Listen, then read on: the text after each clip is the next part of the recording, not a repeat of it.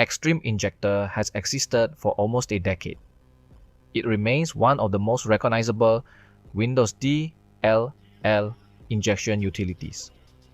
What makes it particularly interesting is the amount of protection applied to it. The application is layered with Babel.net, ConfuserEx, and Goliath Obfuscator, making analysis really difficult. Bina The Snowy Owl completely reverse engineered the application, recovering its internal implementation and making the project publicly available.